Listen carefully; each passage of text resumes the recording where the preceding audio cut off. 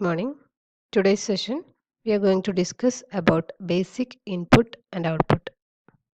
Our first topic is accessing I/O devices. The components of a computer system communicate with each other through an interface called interconnection network.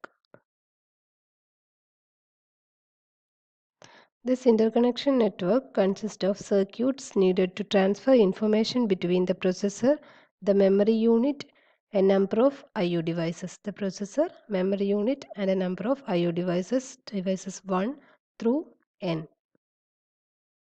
ഇപ്പോൾ കമ്പ്യൂട്ടറിൻ്റെ കേസിൽ communication നടക്കാൻ വേണ്ടിയിട്ട് use ചെയ്യുന്നതാണ് interconnection network. Interconnection network എന്തായാലും connection provide ചെയ്യുക ചെയ്യുന്ന processor to memory ആയാലും മെമ്മറി ടു I/O ഡിവൈസസ് ആയാലുള്ള കണക്ഷൻസ് ആണ് പ്രൊവൈഡ് ചെയ്യുന്നത്.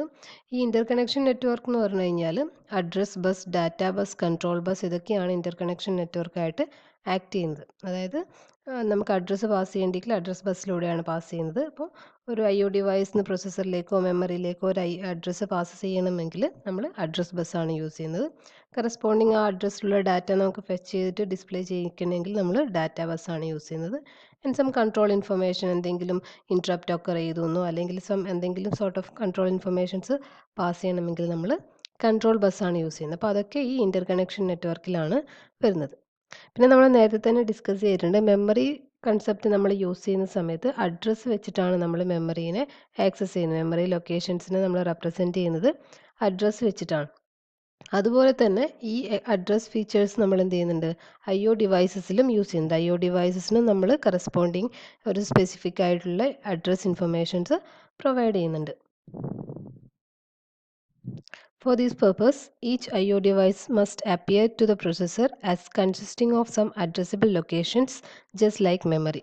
ഇപ്പോൾ മെമ്മറി പോലെ തന്നെ അഡ്രസ്സബിൾ ലൊക്കേഷൻസ് ആയിട്ടാണ് നമ്മൾ I/O ഡിവൈസിനെ കൺസിഡർ ചെയ്യുന്നത്. അതുപോലെ തന്നെ rather than to the main memory, these locations are usually implemented as bit storage. അതായത് നമ്മൾ ഫ്ലിപ്പ് ഫ്ലോപ്പ് പഠിച്ചിട്ടില്ലേ, 1 ബിറ്റ് ഇൻഫർമേഷൻ സ്റ്റോർ ചെയ്യാൻ വേണ്ടിയിട്ടുള്ള ഫ്ലിപ്പ് ഫ്ലോപ്പ്. അപ്പോൾ അങ്ങനെയുള്ള ബിറ്റ് സ്റ്റോറേജ് ആയിട്ടാണ് ഇതിനെ ഇംപ്ലിമെൻറ്റ് ചെയ്തിരിക്കുന്നത്. അപ്പോൾ അതിനെ രജിസ്റ്റേഴ്സ് ആയിട്ട് കുറേ ബിറ്റ്സ് റെപ്രസെൻറ്റ് ചെയ്തിട്ട് രജിസ്റ്റേഴ്സ് ആയിട്ട് ഓർഗനൈസ് ചെയ്യുകയാണ് ചെയ്യുന്നത്. It is customary to refer to them as I/O registers. അപ്പോൾ അങ്ങനെയുള്ള രജിസ്റ്റേഴ്സിനെയാണ് നമ്മൾ I/O രജിസ്റ്റേഴ്സ് എന്ന് പറയുന്നത്. ഈ 1 bit storage flip flops like സ്റ്റോറേജസിനെ ഓർഗനൈസ് ചെയ്തിട്ടുള്ള രജിസ്റ്റേഴ്സ് ആക്കിയിട്ട് വെക്കുന്നതാണ്. അതിനെയാണ് നമ്മൾ എന്ത് പറയുന്നത്, I/O രജിസ്റ്റേഴ്സ് എന്ന് പറയുന്നത്. അതുപോലെ തന്നെ ഈ I/O ഡിവൈസസും അതുപോലെ തന്നെ മെമ്മറിയും സെയിം മെമ്മറി ലൊക്കേഷൻസ് എന്താ ചെയ്യുന്നത്, അവരത് ഷെയർ ചെയ്തെടുക്കുകയാണ് ചെയ്യുന്നത്. അപ്പോൾ അങ്ങനെയുള്ള കേസിൽ നമ്മളതിനെ മെമ്മറി മാപ്ഡ് I/O എന്നാണ് പറയുന്നത്. അതായത് since I/O devices and the memory share the same address space, this arrangement is called memory mapped I/O. Most of the കമ്പ്യൂട്ടേഴ്സിലും ഈ മെമ്മറി മാപ്ഡ് I/O ആണ് യൂസ് ചെയ്ത് വരുന്നത്. പോയിന്റ്സ് ആണ് നമ്മൾ പറഞ്ഞത്, I/O രജിസ്റ്റേഴ്സും അതുപോലെ തന്നെ memory mapped I/O. With memory mapped I/O, any machine instruction that can access memory can be used to refer data or from an I/O devices. Data to or from an I/O devices. For example, if data in is the address of a register in an input device, the instruction load R2, data in reads the data from data in register and loads them into the processor register R2. Similarly, the instruction store R2, data out sends the content of the register R2 to the location data out, which is the register in an output device. ഇപ്പോൾ memory mapped I/O വെച്ചിട്ട് നമ്മൾ memory instructions എങ്ങനെയാണോ execute ചെയ്യുന്നത് അതുപോലെ തന്നെ നമുക്ക് എന്ത് ചെയ്യാൻ വേണ്ടി പറ്റും, I/O ഡിവൈസസിലെ ഇൻസ്ട്രക്ഷൻസും ഈ മെമ്മറി ഇൻസ്ട്രക്ഷൻസ് പോലെ എക്സിക്യൂട്ട് ചെയ്യിക്കാൻ വേണ്ടിയിട്ട് പറ്റും. അതാണ് പറയുന്നത്. ഇപ്പോൾ ഡാറ്റ എന്ന് പറയുന്നത് നമ്മൾ മെമ്മറിയിലേക്ക് വേണ്ടിയിട്ട് യൂസ് ചെയ്യുന്ന ഒരു മെമ്മറി അഡ്രസ്സിനെ റെപ്രസെൻ്റ് ചെയ്യാൻ വേണ്ടിയിട്ട് യൂസ് ചെയ്യുന്നതാണ്. അപ്പോൾ ഇതിനെ നമ്മൾ എന്ത് ചെയ്യുന്നു വെച്ച് കഴിഞ്ഞാൽ IO ബേസിൽ യൂസ് ചെയ്യുന്ന സമയത്ത് IO രജിസ്റ്ററിൻ്റെ അഡ്രസ്സാണ് ഈ ഡാറ്റ എന്നിൽ ഉണ്ടാവുക. അപ്പോൾ ലോഡ് R2, ഡാറ്റ എന്ന് പറഞ്ഞു കഴിഞ്ഞാൽ ആ IO രജിസ്റ്ററിൽ എന്താണോ ഡാറ്റ ഉള്ളത് ആ ഡാറ്റേനെ R2 എന്ന് പറയുന്ന രജിസ്റ്ററിലേക്ക് ലോഡ് ചെയ്യുകയാണ് ചെയ്യുന്നത്. സിമിലർലി നമ്മൾ സ്റ്റോർ ഇൻസ്ട്രക്ഷൻ എക്സിക്യൂട്ട് ചെയ്യുന്ന സമയത്ത് R2 എന്ന് പറയുന്ന രജിസ്റ്ററിലുള്ള ഡാറ്റേനെ ഡാറ്റ ഔട്ട് എന്ന് പറയുന്നത് നമ്മുടെ IO ഡിവൈസാണ്. ആ IO ഡിവൈസിലെ സം രജിസ്റ്ററാണ് ഡാറ്റ ഔട്ട് എന്ന് പറയുന്നത്. അപ്പോൾ R2 എന്ന് പറയുന്ന ആ രജിസ്റ്ററിലുള്ള ഡാറ്റ IO ഡിവൈസ് രജിസ്റ്ററിലേക്ക് ട്രാൻസ്ഫർ ചെയ്യുകയാണ് ചെയ്യുന്നത്. അപ്പോൾ ഇത് നോർമലി നമ്മൾ മെമ്മറിക്ക് വേണ്ടി യൂസ് ചെയ്യുന്ന ഒരു ഓപ്പറേഷനാണ്. ആ ഓപ്പറേഷൻ നമുക്ക് IO ഡിവൈസിന് വേണ്ടിയിട്ടും യൂസ് ചെയ്യാൻ വേണ്ടി പറ്റും. മെമ്മറി മാപ്ഡ് IO യൂസ് ചെയ്യുന്ന സമയത്ത് അതാണ് പറയുന്നത്. ഓക്കെ, നെക്സ്റ്റ് ടോപ്പിക്കാണ് IO device interface. An IO device is connected to the interconnection network by using circuit called the device interface. അപ്പോൾ IO ഡിവൈസസിനെ എന്താ ഇൻ്റർകണക്ഷൻ നെറ്റ്വർക്കുമായിട്ട് കണക്ട് ചെയ്യാൻ വേണ്ടി യൂസ് ചെയ്യുന്നതാണ് എന്താ ഡിവൈസ് ഇൻ്റർഫേസ് എന്ന് പറയുന്നത്.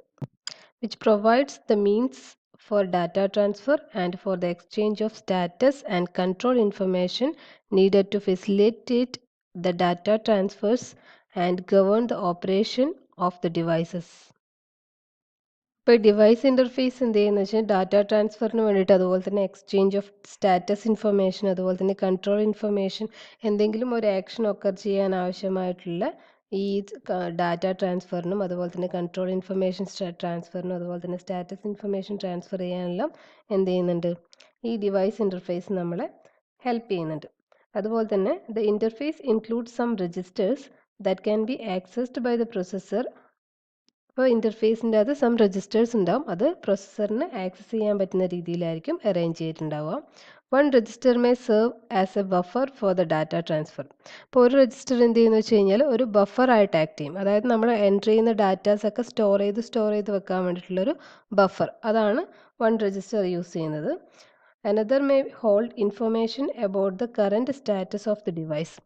Current status of the device, ഇപ്പോൾ നമ്മളുടെ കീബോർഡ് അല്ലെങ്കിൽ നമ്മൾ യൂസ് ചെയ്യുന്ന മോണിറ്റർ ഇപ്പോൾ ബിസി ആണോ, അല്ലെങ്കിൽ പ്രിൻ്റർ ആണെങ്കിൽ പ്രിൻ്റർ ഇപ്പോൾ ബിസി ആണോ, അപ്പോൾ ഫ്രീ ആണോ എന്നൊക്കെ ഉള്ള പോലത്തെ സ്റ്റാറ്റസ് ഇൻഫർമേഷൻസ് സ്റ്റോർ ചെയ്യാൻ വേണ്ടിയിട്ടാണ് വൺ രജിസ്റ്റർ യൂസ് ചെയ്യുന്നത്. And yet another may store the information that control the operational behaviour of the device. അതായത് കൺട്രോൾ ഇൻഫർമേഷൻസ്, എന്തെങ്കിലും നമ്മൾ ഡിവൈസിൻ്റെ ഓപ്പറേഷണൽ ബിഹേവിയർ കൺട്രോൾ ചെയ്യാനുള്ള ഇൻഫർമേഷൻസ് സ്റ്റോർ ചെയ്യാൻ വേണ്ടിയിട്ടും സം രജിസ്റ്റേഴ്സ് യൂസ് ചെയ്യുന്നുണ്ട്. This data status and control registers are accessed by program instructions as if they were memory locations. അതായത് നമ്മൾ ഈ ഡാറ്റ രജിസ്റ്റർ അതുപോലെ തന്നെ സ്റ്റാറ്റസ് രജിസ്റ്റർ അതുപോലെ തന്നെ കൺട്രോൾ രജിസ്റ്ററിൻ്റെ ഇൻഫർമേഷൻസ് നമുക്ക് മെമ്മറിയിൽ നിന്ന് ഡാറ്റ ആക്സസ് ചെയ്യുന്നത് പോലെ ആക്സസ് ചെയ്യാൻ വേണ്ടി പറ്റും. അപ്പോൾ ഡാറ്റ രജിസ്റ്ററിൽ എന്തെങ്കിലും ഡാറ്റ ഉണ്ടോ എന്ന് ചെക്ക് ചെയ്യാം. അതുപോലെ തന്നെ കൺട്രോൾ രജിസ്റ്ററിൽ എന്തെങ്കിലും കൺട്രോൾ ഇൻഫർമേഷൻ സ്റ്റോർ ചെയ്തിട്ടുണ്ടോ എന്ന് ചെക്ക് ചെയ്യാം. അതുപോലെ തന്നെ സ്റ്റാറ്റസ് രജിസ്റ്റർ ചെക്ക് ചെയ്ത് കഴിഞ്ഞാൽ നമുക്ക് ഓരോ ഡിവൈസിൻ്റെയും കറൻറ്റ് സ്റ്റാറ്റസ് നമുക്ക് ചെക്ക് ചെയ്യാൻ വേണ്ടി പറ്റും. Typical transfers of information are between IO registers and registers in the processor. അപ്പോൾ ഇത് കണക്ഷൻ പ്രൊസസ്സർ കീബോർഡ് ആൻഡ് ഡിസ്പ്ലേൻ്റെ കണക്ഷൻ കാണിക്കുന്നതാണ്. അപ്പോൾ ഒരു സോഫ്റ്റ്വെയർ പോയിന്റ് ഓഫ് വ്യൂവിൽ എങ്ങനെയാണ് ഈ കണക്ഷൻ നമ്മളെ മൈൻഡിൽ എങ്ങനെയാണ് ഉണ്ടാവുക ആ ഒരു റെപ്രസെൻറ്റേഷനാണ് ഇവിടെ കാണിച്ചിരിക്കുന്നത്. അപ്പോൾ ഇവിടെ ഒരു ഇൻ്റർ കണക്ഷൻ നെറ്റ്വർക്ക് ഉണ്ട്, അതുപോലെ തന്നെ ഡിവൈസ് ഇൻ്റർഫേസ് ആണ് പ്രൊസസ്സറിൻ്റെ, അതുപോലെ തന്നെ കീബോർഡിൻ്റെ അതുപോലെ തന്നെ ഡിസ്പ്ലേൻ്റെ ഒക്കെ പ്രൊസസ്സർ ഇൻ്റർഫേസ് ആണ് ഈ കാണിച്ചിരിക്കുന്നത്. ദെൻ നോക്കുക, നിങ്ങൾ ഡാറ്റ രജിസ്റ്റർ ഉണ്ട്, കൺട്രോൾ രജിസ്റ്റർ ഉണ്ട്, അതുപോലെ തന്നെ സ്റ്റാറ്റസ് രജിസ്റ്റർ ഉണ്ട്. ദെൻ ഇൻ്റർഫേസ്, ഇത് തമ്മിൽ എന്തെങ്കിലും ഇൻ്റർഫേസ് പ്രൊവൈഡ് ചെയ്യണമെങ്കിൽ ആ ഇൻ്റർഫേസ് പ്രൊവൈഡ് ചെയ്യുന്നുണ്ട്. അതുപോലെ തന്നെ കീബോർഡിൻ്റെ നോക്കുക, കീബോർഡ് എന്ന് പറഞ്ഞാൽ ഇൻപുട്ടിന് വേണ്ടി യൂസ് ചെയ്യുന്ന ആണ്. അപ്പോൾ അതിൻ്റെ അകത്തും കീബോർഡിൽ നമ്മൾ പാസ് ചെയ്യുന്ന ഡാറ്റാസ് ഉണ്ടാവും, കീബോർഡിൻ്റെ കറൻറ്റ് സ്റ്റാറ്റസ് ഉണ്ടാവും, അതായത് കീ പ്രസ് ചെയ്തിട്ടാണോ ഉള്ളത്, കീ റിലീസ് ചെയ്തിട്ടാണോ ഉള്ളതെന്നൊക്കെ ഉള്ള സ്റ്റാറ്റസ് ഉണ്ടാവും. ദെൻ എന്തെങ്കിലും കൺട്രോൾ ഇൻഫർമേഷൻസ്, കീബോർഡിന് എന്തെങ്കിലും പ്രശ്നം ഉണ്ടെങ്കിൽ അങ്ങനത്തെ എന്തെങ്കിലും കൺട്രോൾ ഇൻഫർമേഷൻസ് പാസ് ചെയ്യണമെങ്കിൽ അതും സ്റ്റോർ ചെയ്ത് വെച്ചിട്ടുണ്ടാവും. ദെൻ പ്രൊസസ്സറിൽ നോക്കുക, ജനറൽ പർപ്പസ് രജിസ്റ്റേഴ്സും ഉണ്ട്, അതുപോലെ തന്നെ കൺട്രോൾ രജിസ്റ്റേഴ്സും ഉണ്ട്. കൺട്രോൾ ഇൻഫർമേഷൻ സ്റ്റോർ ചെയ്യുന്നത് കൺട്രോൾ രജിസ്റ്ററിലാണ്. അപ്പോൾ ജനറൽ പർപ്പസ് രജിസ്റ്ററിൽ നമ്മൾ നേരത്തെ പറഞ്ഞ പോലെ ലോഡ് R2, ഡാറ്റ എന്ന് പറയുമ്പോൾ ഡാറ്റ എന്ന് പറയുന്നത് പിന്നെ മെമ്മറീനെയോ അല്ലെങ്കിൽ നേരത്തെ പറഞ്ഞ IO ഡിവൈസിൻ്റെ കേസിൽ IO രജിസ്റ്റേഴ്സിനെ റെപ്രസെൻറ്റ് ചെയ്യാനായിരിക്കും. ഈ R2 എന്നൊക്കെ പറയുന്നത് ജനറൽ പർപ്പസ് രജിസ്റ്ററിൽ വരുന്നതാണ്. ഇപ്പോൾ ഇത് ജസ്റ്റ് ഒരു പ്രൊസസ്സർ കീബോർഡ് ഡിസ്പ്ലേ ഇൻ്റർഫേസ് കാണിക്കുന്ന ഫിഗറാണ്. Okay. Our next topic is program controlled I/O. Consider a task that reads characters typed on a keyboard and store these data into the memory and display the same characters on a display screen. A simple way to implementing this task is to write a program that perform all functions needed to realize the desired action. This method is known as program controlled I/O. അതായത് നമ്മളിപ്പോൾ ഒരു task, നമ്മുടെ ഒരു activity ആണ്. അതായത് നമ്മൾ കീബോർഡിൽ എന്തെങ്കിലും datas type ചെയ്യുന്നു, ആ ഡാറ്റാസ് മെമ്മറിയിൽ സ്റ്റോർ ചെയ്യുന്നു, ദെൻ ആ ഡാറ്റ നമ്മുടെ മോണിറ്ററിൽ ഡിസ്പ്ലേ ചെയ്ത് കാണിക്കുന്നു. ഇതാണ് നമ്മുടെ ടാസ്ക് എന്ന് വിചാരിക്കാം. അപ്പോൾ ഈ ടാസ്ക് എന്ന് പറഞ്ഞു കഴിഞ്ഞാൽ, ഈ ടാസ്ക് പെർഫോം ചെയ്യേണ്ടെങ്കിൽ എന്ത് വേണം? അപ്പോൾ ഒരു മെത്തേഡ് എന്ന് പറഞ്ഞു കഴിഞ്ഞാൽ ഈ കംപ്ലീറ്റ് ആക്ഷന് നമ്മൾ ഒരു പ്രോഗ്രാമായിട്ട് എഴുതുന്നു.